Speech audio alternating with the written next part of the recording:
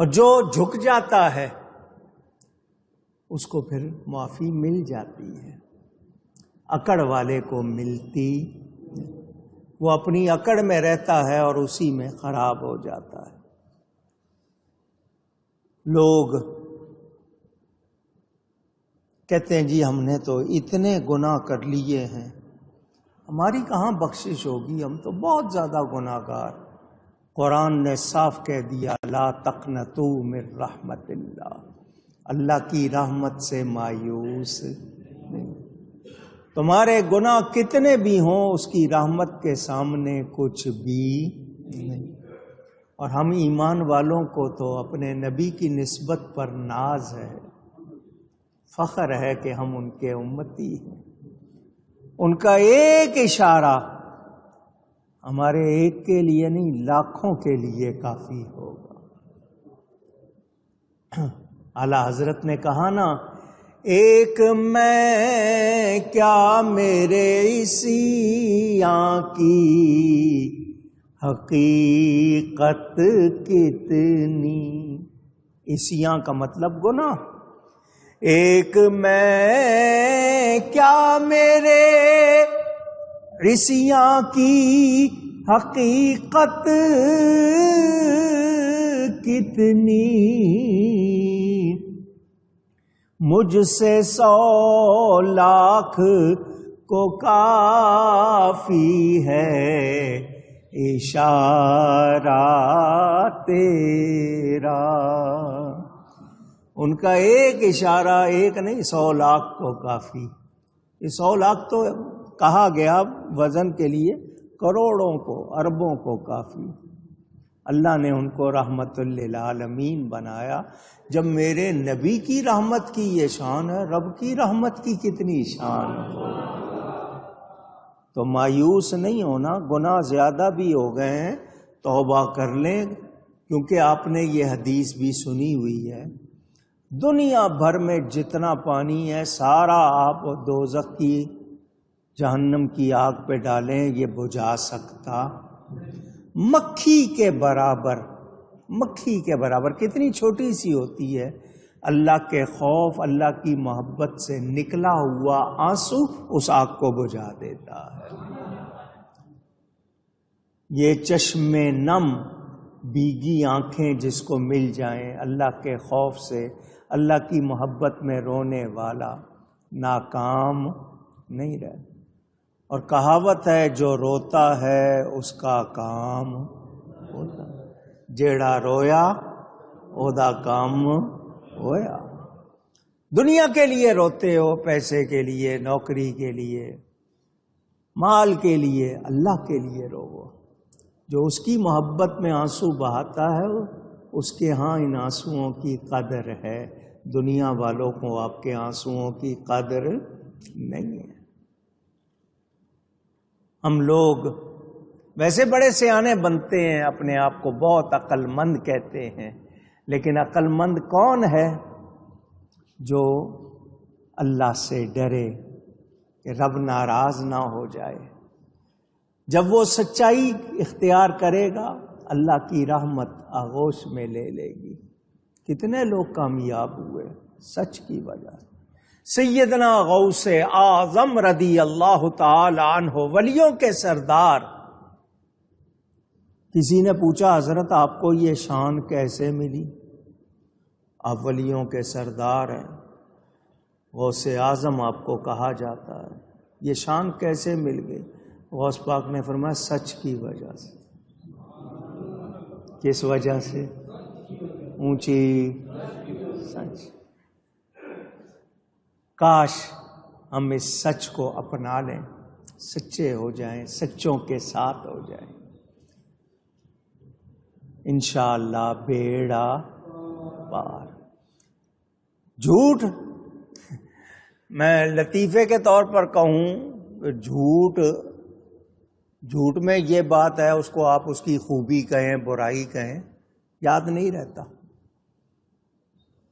جھوٹ آپ کو یاد، سچائی پھر برسوں کے بعد بھی یاد آ جائے گی۔ تو جھوٹ بول کے پھر اس جھوٹ کو بچانے کے لیے 100 جھوٹ بولنا، عادت ہو جاتی ہے بعض لوگوں کی جھوٹ بولنے کی. وہ یہاں تک ایک لطیفہ بنایا ہوا ایک آدمی جھوٹ کے سوا بولتا ہی کچھ نہیں تھا، ہر وقت جھوٹ بولتا، ہر بات پہ جھوٹ.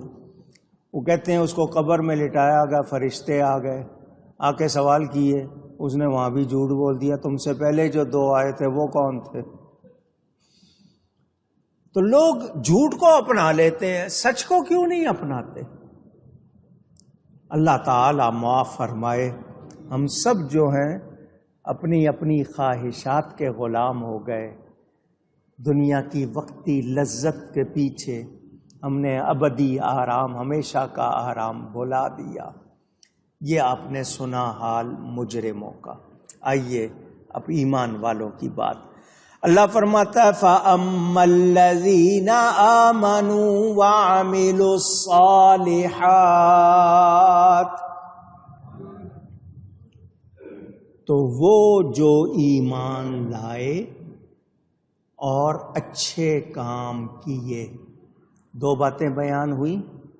پہلی چیز ایمان، دوسری چیز اچھے کام. آمنو کا لفظ پہلے ہے، عمل الصالحات اچھے کاموں کا لفظ آواز آئے دھیان دیجئے ذرا. ایمان بنیاد ہے، جس کا ایمان نہیں اس کے اچھے کام عبادت کا درجہ پا سکتے نہیں. بار بار میں آپ کو اس بات پر تاکید کر رہا ہوں، ایمان، اپنے عقیدوں کی حفاظت کرو. یہ سوشل میڈیا، یہ الیکٹرانک میڈیا، یہ ماحول آپ کے عقیدے بگاڑنے پہ تلا ہوا ہے. طرح طرح سے آپ پر یلغار، کسی طرح ایمان بگاڑیں، کیونکہ ایمان بگڑ جائے گا تو پھر کوئی مسئلہ نہیں. شیطان نے کیا کہا تھا؟ اے اللہ میں تیرے سیدھے راستے پر بیٹھوں گا. کون سے راستے پر؟ اونچی کہیے گا، پھر کہیے گا. بار بار کیوں کہلوایا ہے؟ سوچیں سوچیں ذرا. شیطان نے کہا لَأَقْعُدَنَّ لَهُمْ صِرَاطَكَ الْمُسْتَقِيمَ، میں تیرے سیدھے راستے پر بیٹھوں گا اور سب کو گمراہ کروں گا. آپ نے دھیان نہیں دیا. اس نے کہا میں تیرے سیدھے راستے پر بیٹھوں گا. کیوں؟ کہ جو غلط راستے پہ ہیں ان پہ محنت کی ضرورت ہی نہیں. ضرورت کن پر ہے؟ جو سیدھے راستے پر ہیں، ان کو ہٹانا ہے. وہ تو جو ہیں غلط. سینمے میں آپ کو کوئی تبلیغ کرتا نظر آتا ہے؟ پوچھ رہا ہوں. سمندر پہ جہاں لوگ ننگے ہو کے نہاتے ہیں وہاں کوئی تبلیغ کرتا نظر آتا ہے؟ شراب کی جوئے کے اڈے پہ کوئی تبلیغ کرتا نظر آتا ہے؟ اونچی. یہ تبلیغی جماعت کہلانے والے مزاروں پہ آئیں گے، سنیوں کی مسجدوں پہ آئیں گے. کچھ سمجھیں بات؟ آپ کچھ سمجھیں بات؟ یہ سیدھے راستے والوں کو ہٹانا ہے. جو غلط راستے پر ہیں ان پر نہیں، وہ تو ہے ہی. ان کو ہٹاؤ. آپ کے عقیدے بگاڑنے کی کوشش کی جاتی ہے. تو آپ عقیدے کی اہمیت کو سمجھ رہے ہیں؟ ایمان کو سمجھ رہے ہیں؟ اس وقت زور ہے معنی بدلو، قرآن کے تفسیر بدلو، حدیث کے معنی بدلو، حدیث کو غلط قرار دو، اولیاء کو غلط کہو. پوچھنا چاہتا ہوں، جو ایسی باتیں کرتے ہیں کیا وہ ایمان والے ہیں؟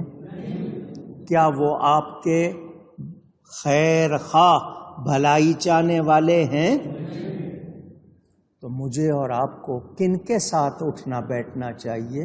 جن کے ساتھ اٹھنے بیٹھنے سے ایمان کی حفاظت ہو. اور وہ کون ہیں؟ وہ سچے، وہ اولیاء ہیں، وہ متقی ہیں. تو ایمان بنیاد ہے. ایمان، آپ کا عمل کب قبول ہوگا؟ جب ایمان والے ہوں گے. مجھے بتائیں، شیطان نے نماز پڑھی یا نہیں پڑھی؟ کیوں قبول نہیں ہوئی؟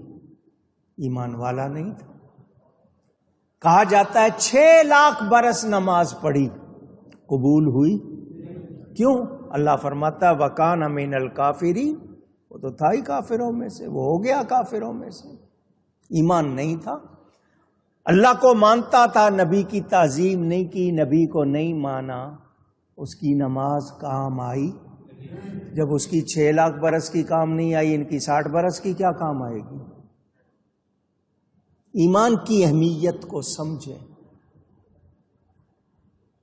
وہ موحد تھا، اللہ کو ایک مانتا تھا، مگر نبی کی تعظیم نہیں کی، بتائیے اس کا عقیدہ کام آیا؟